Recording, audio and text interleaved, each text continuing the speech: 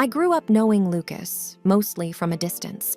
We were from the same neighborhood, and our paths often crossed on the street, but our worlds were vastly different.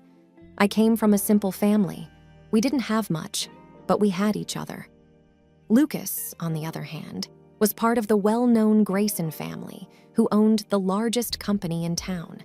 Everyone knew them, and almost everyone envied them. One day, as I was walking home from my job at the local grocery store, Lucas approached me. It was unexpected. We barely spoke before this. "Hey, Tiffany," he greeted, flashing a smile that made many girls in our town go weak in the knees. "Hi, Lucas," I replied, a bit surprised. "How are you?" "Good, thanks. Look, I was wondering if you'd like to grab a coffee tomorrow." The invite took me off guard. "Coffee? With you?" "Yeah, I mean, we've known each other for years, but never really talked. I'd like to change that. What do you say?" I hesitated, then said, "All right, why not?" From that day, things moved quickly. Our coffee date turned into dinners, movie nights, and long walks. We spent days getting to know each other. The more time I spent with him, the more I realized we had a lot in common. One evening, as we were walking by the river, Lucas turned to me and said, "Tiffany, these past few weeks with you have been amazing. I've never felt this way about anyone before." I looked up at him. "Lucas, this is all so new to me. I never expected any of this." He took my hands in his. "Neither did I, but now that we're here, I don't want to let you go." Days turned into weeks, and weeks into months. Before I knew it, Lucas was on one knee holding out a simple ring. "Tiffany, will you marry me?" Tears filled my eyes. "Yes, Lucas. Yes, I will." The news of our engagement spread quickly. Everyone was surprised. No one saw it coming. But here we were, two people from different worlds, finding love in the most unexpected place. As the wedding preparations began, I couldn't help but feel like I was living in a dream. The Grayson family was beyond supportive. They welcomed me with open arms, especially Lucas's mother, Mrs. Harriet Grayson.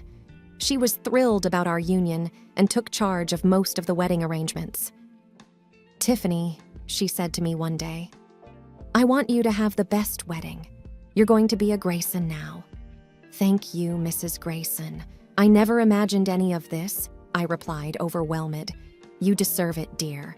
Lucas is lucky to have you." The big day arrived sooner than we expected. As I stood at the altar, looking at Lucas, I felt grateful for this unexpected turn my life had taken. Little did I know, things were about to change in ways I could never have anticipated. The move to our new home was swift, just days after our wedding. It was a quaint, charming place, not too large, with a hint of vintage charm. Lucas had picked it out, saying it was perfect for us to start our life together. From the moment we stepped in, I felt an unexpected chill, not from the house itself, but from Lucas. The warmth he had exuded throughout our courtship seemed to evaporate. Our rooms echoed with silence, broken only by the mundane conversations about household chores or grocery lists. One evening, after setting up the dinner table, I tried initiating a light conversation. "The house feels cozy, doesn't it? We can maybe get some plants for the balcony?" Lucas, who was absorbed in some paperwork, merely grunted in reply. Sensing his detachment, I attempted to bridge the distance. "Lucas, is everything okay?" He looked up, seemingly irritated. "Yes, why wouldn't it be?" "I just feel you've been distant since we moved in." I hesitated. "Did I do something wrong?" He sighed heavily, avoiding eye contact. "It's nothing. I'm just busy with work." "But you're always here, at home, with me," I pointed out, trying to understand his sudden change. Lucas's voice hardened. "Look, Tiffany, I have a lot on my mind. The marriage, the house, my work responsibilities. It's all a bit overwhelming." I felt a pang in my heart. "I thought we were in this together," I murmured. He didn't respond, just got up and headed to our bedroom, leaving me alone with my thoughts and the now cold dinner. The days that followed were no different. Mornings were a hurried affair, with Lucas often leaving before I was even fully awake. Evenings were cold and silent. I tried engaging him, suggesting we go out or inviting friends over, but he always had an excuse. Mrs. Harriet Grayson, during one of her visits, sensed the tension. "Tiffany," she whispered, pulling me aside. "Is everything okay between you two?" I bit my lip, trying to hold back tears. "I don't know, Mrs. Grayson. He's changed." She gave my hand a comforting squeeze. "Give it time, dear. Marriage is a big step. Perhaps he's just adjusting." I nodded, but deep down, doubts were setting in. Was this how my married life was going to be? In the shadow of Lucas's coldness? Determined to find answers, I decided to take matters into my own hands. Days turned into weeks, and the cold atmosphere in our home continued. The initial days of trying to break the ice with Lucas had led to a routine of silence. I'd find myself often staring at the wall, counting the minutes until he'd return home. But when he did, it was as if I was living with a stranger. One evening, I decided to cook his favorite meal, hoping it might cheer him up or at least get him to talk. As I set the table, I thought of our earlier days and how he'd compliment my cooking. Now, the very idea of him sitting to eat with me seemed like a distant dream. Lucas walked in later than usual. I greeted him with a hesitant smile. "Hey, I made your favorite tonight." He glanced at the table and then at me. "I ate out." "Oh," I said, my voice barely above a whisper. "Okay." There was a moment of silence.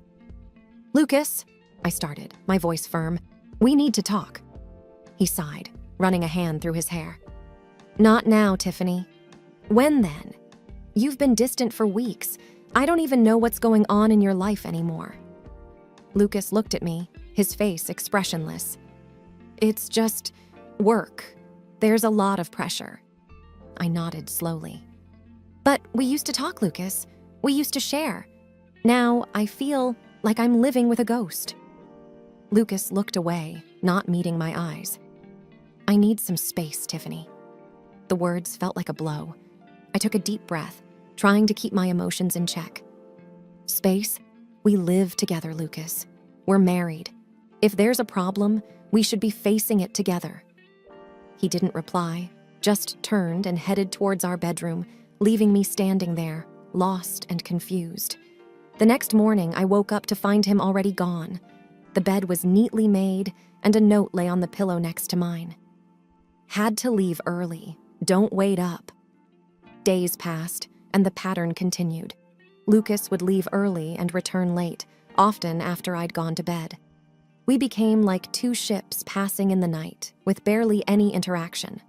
One afternoon, as I sat in the living room flipping through an old photo album, tears streamed down my face. Pictures of our early days, our smiles, our closeness, seemed like memories from another lifetime. Mrs. Grayson dropped by unannounced. Noticing my tears, she sat next to me, concern evident on her face. "Tiffany, what's going on?" Wiping my tears, I replied, "It's Lucas, Mrs. Grayson. He's changed. I feel so alone." She looked at the pictures and then at me. "Marriage has its ups and downs, dear, but communication is key." I nodded. "I've tried talking to him, but he shuts me out."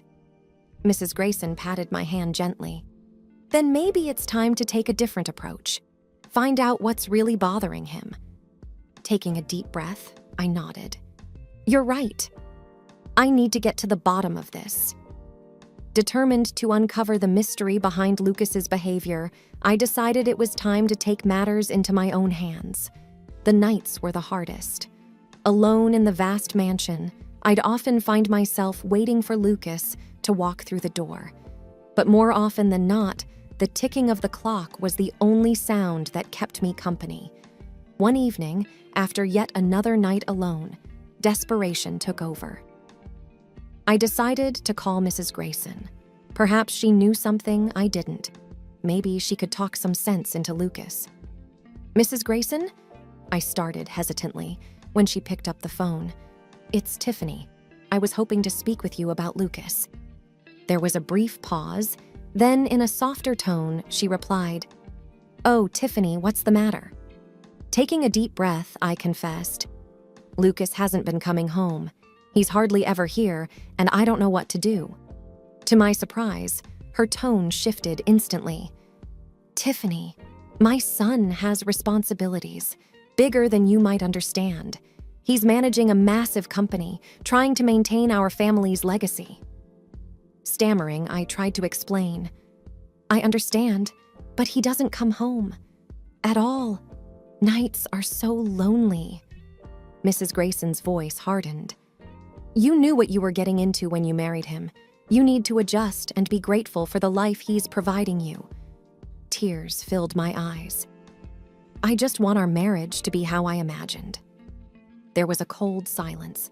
Then she said, "Lucas mentioned you might be difficult, always wanting more. You should be thankful for what you have, Tiffany." The conversation ended shortly after, leaving me even more bewildered and alone. Whatever Lucas had told his mother had painted me in a terrible light. What was he hiding?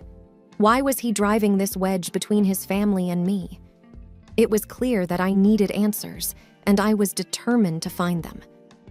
I enlisted the help of an old classmate, David, now a private detective. Within days, he presented me with photos that made my heart sink. Days turned into nights, and my sense of isolation grew. Each evening felt like an echo of the previous one. I'd walk through the grand halls, touching the expensive decor, but feeling more disconnected than ever. One gloomy afternoon, while I sat in the drawing room staring blankly at the pouring rain outside, my phone vibrated. It was an unfamiliar number. "Hello?" I said hesitantly. "Tiffany, dear, it's Aunt Margaret, Lucas's aunt." Surprised, I replied, "Oh, hello, Aunt Margaret. It's nice to hear from you." Her voice was warm, but there was a hint of concern.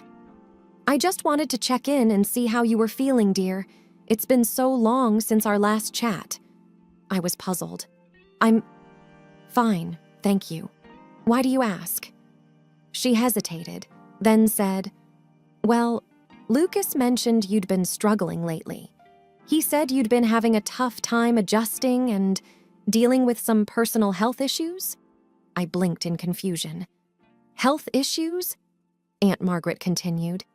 "Yes, he mentioned you were battling severe depression and that he's been so worried about you." The weight of realization hit me. This was the story Lucas was spinning to his family. I felt a mix of anger and disbelief. I don't know where he got that from, Aunt Margaret. I've been lonely, yes, but I'm not suffering from depression." Aunt Margaret sounded genuinely surprised. "Oh, well, he seemed so concerned.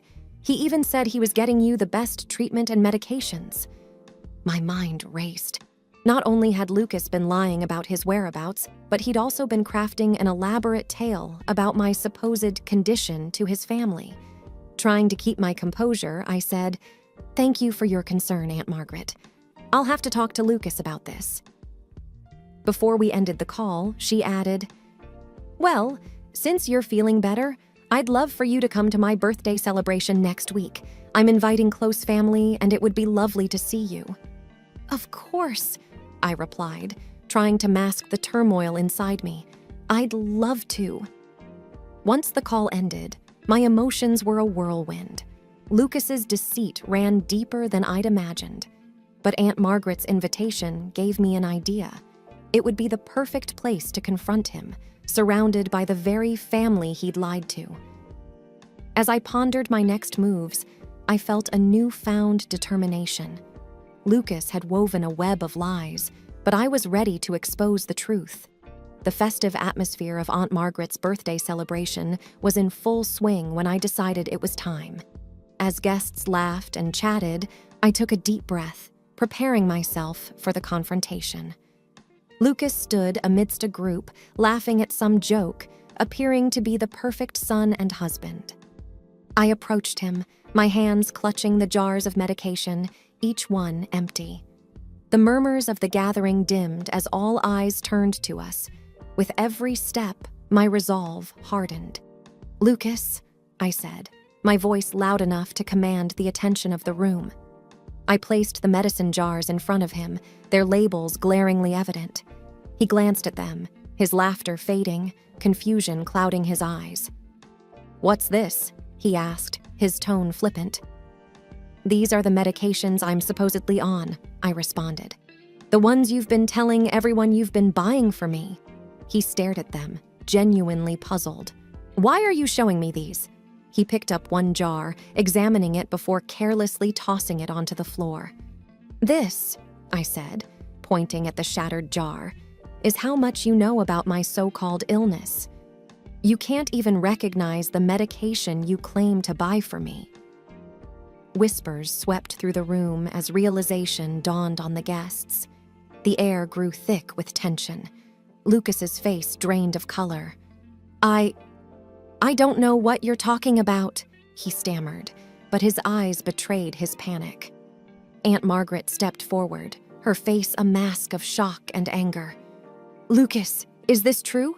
Have you been lying to us about Tiffany's health?" He couldn't respond, cornered by the weight of his deceit. The room was a sea of accusing eyes, each one demanding answers. "I trusted you, Lucas," I said, my voice trembling with emotion. "Not only did you betray me, but you also lied to your family, to everyone who cared about us." He looked down, unable to meet anyone's gaze. The room remained silent, the weight of the revelation sinking in. All the pretense, the stories, the lies, they had finally caught up with him. With the shattered medicine jar as the only sound, the room was thick with tension. Lucas had gone pale, his confident facade crumbled. I wasn't done, though. With one last ace up my sleeve, I took out the pictures David had given me.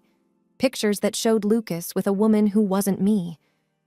"Recognize her?" I asked, handing the pictures to Aunt Margaret, who was closest to me.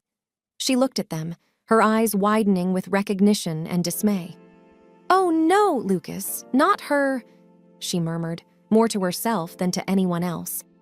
Lucas shifted uncomfortably, looking like a deer caught in headlights. "What is it, Aunt Maggie?" one of the cousins, Sarah, asked. Aunt Margaret looked up, her expression grave. "This is Isabella Travers. She's well known in our community, for all the wrong reasons."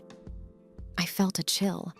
The way Aunt Margaret said it, it seemed this Isabella had a history with the family. Lucas's mother, Mrs. Grayson, approached and took a look at the photos. The color drained from her face. "I thought you were done with her after—" She stopped, shaking her head. "I can't believe you'd do this to Tiffany, to all of us." Lucas was cornered, looking between the two women with panic evident in his eyes. "Mom, it's not what you think," he started, but Aunt Margaret interrupted him. "We all warned you about her years ago, Lucas. We thought marrying Tiffany would have set you on the right path. Isabella is nothing but trouble." Lucas seemed to shrink, his posture slouched and defeated. "It's not like that. I mean, it started out, but it's complicated." "Complicated?" I echoed, my voice sharp. "You marry me, lie about my health, and all the while you're with her? Explain that complication to me." Lucas opened his mouth, then closed it, no words coming out. He looked broken, defeated, but I felt no sympathy. He had deceived everyone, and it was time for the truth. Aunt Margaret, visibly upset, handed the photos back to me. "Tiffany, I'm so sorry," she said. "You deserve so much better than this." I nodded, looking at the pictures. "Thank you, Aunt Maggie. All I wanted was the truth." The room was filled with murmured conversations as the party guests processed the revelations. Lucas looked around. No friends in sight, no allies to defend him. He had played his games, and now he was facing the consequences. For the first time since this ordeal began, I felt a weight lifting off my shoulders. The truth was out, and I was ready to move forward, away from the lies and deceit that had become my life. The sun was setting, painting the sky in shades of orange and pink. The beauty outside stood in stark contrast to the turmoil that had just occurred inside the Grayson household. I sat on the porch steps, taking a moment to collect my thoughts. David approached me, his usual confident demeanor replaced with genuine concern. "Are you okay?" he asked. I looked up, forcing a smile. "I will be. Thanks for everything, David. Without you, I'd still be in the dark." He sat down next to me. "I just wish I could have done more. No one should go through what you did." I sighed. "It's done now. All that's left is to move forward." He looked out towards the horizon. "What will you do now?" "I haven't decided," I replied. "But I know I can't stay here. I need a fresh start somewhere away from all this." David nodded. "You deserve happiness, Tiffany. Don't let anyone tell you otherwise." I smiled, feeling a warmth despite the situation. "Thank you, David." Inside, the murmur of voices continued. Some of the family were angry, some confused, but the truth was out, and everyone knew it. I had no intentions of going back inside. Not now, not ever. My phone buzzed. I pulled it out and saw a message from Mrs. Grayson. "I'm so sorry for what happened. We will refuse Lucas financial support. He can forget about inheriting the family company. If you ever need anything, don't hesitate to ask. Take care of yourself." I replied with a simple "thank you" and put the phone back in my pocket. After a while, David stood up. "I should get going. If you ever need anything, Tiffany, just call, okay?" I nodded. "I will. Thanks again, David." He smiled, patting my shoulder reassuringly, and walked away. The house behind me felt cold, unwelcoming. The only thing tying me to it was the memories, and now they were all tainted. The next morning, I packed up my belongings, leaving behind everything that reminded me of Lucas and the life I thought I had. Aunt Margaret offered to help, but I declined. This was something I had to do alone. As I drove away, I didn't look back. The house, Lucas, the lies, they were all behind me. Ahead lay a new journey, new beginnings, and a chance at happiness. The end was also a new beginning. I knew challenges awaited, but I also knew I was strong enough to face them. With each mile I put between myself and the past, the brighter my future looked. The road ahead was open, and I was ready to embark on my next adventure, free from the shadows of deceit. And as I drove into the rising sun, I felt a sense of hope and renewal, knowing that the best was yet to come.